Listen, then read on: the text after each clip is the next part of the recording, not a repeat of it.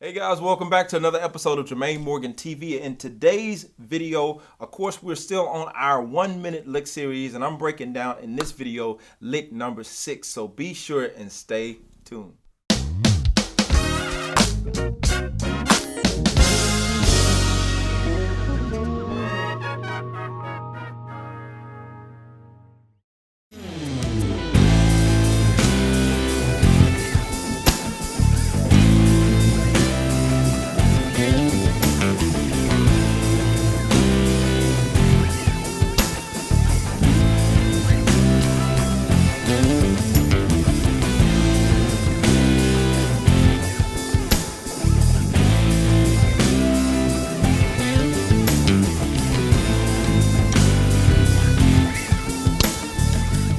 As you can hear, we're in a similar groove type style in that 6/8 groove pattern that we were in on the last lesson, or the last lick breakdown rather.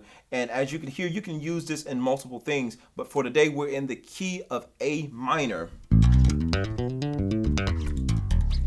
And we're kind of playing between that relative major, A minor, and C major kind of thing. So I'll be talking back and forth, you know, kind of referencing C major to break down this particular line. So this line is over the A minor. So the progression is 6, and A minor being my 6. So I'm counting A minor as my 6 in the key of C, okay? So A minor, C to the 4, which is, you know, the F. So 6, 1, 4. 6, 1, 4. Okay, so what this line is built off of is the A minor scale. So we're starting here higher up with this A minor scale, starting on the B. So it's B, C, D. That's the first part, but the thing that makes it sound a little different is the fact that I do it as a triplet, like a quick triplet. So it's kind of the opposite of how you would normally play the A minor scale. So again, I'm literally playing the scale.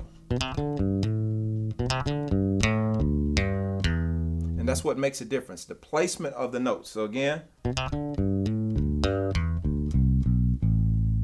and things like this and coming up with these type licks are from like different arpeggio exercises, or things that you kind of take the notes instead of just playing the scale. It just comes from literally taking different ways of approaching the scale instead of just playing it always. Finding other types of ways to approach the scale, like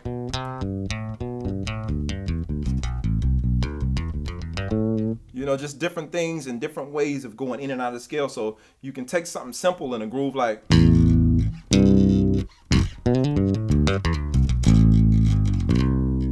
so it gives you something to build off of. So this is just one way of approaching this and kind of what I'm building it from. And it's basically, again, off that A minor sound. It's just the way that I'm placing the notes that makes it sound like it's something else. So in the context of the groove,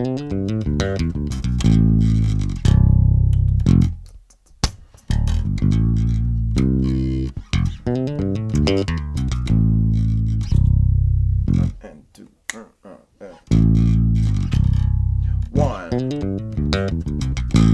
So knowing how to make it fall in a different rhythmic position than you would normally use, or you normally put a lick in, just finding different ways to make it work. That's the gist. I can't make it any more complicated than that. It sounds more complicated, but when we actually dig into a lot of these things and break them down, a lot of the stuff comes down to speed and replacing, or kind of misplacing or displacing notes to give you a different feel, or to give you a different type of way of approaching the groove. So that's pretty much it for this, guys. Leave comments below. Let me know if you need any more help with this. Let me know if you got it. Again, as usual, I want to know how you are using this lick, and what context, what genre of music.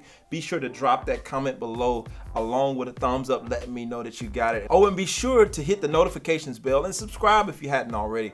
I'm dropping videos like this every single day to help you build your vocabulary as a bass player, as a musician, and ultimately to help you unlock your sound. So I will see you guys on the next video. I'm out. Peace.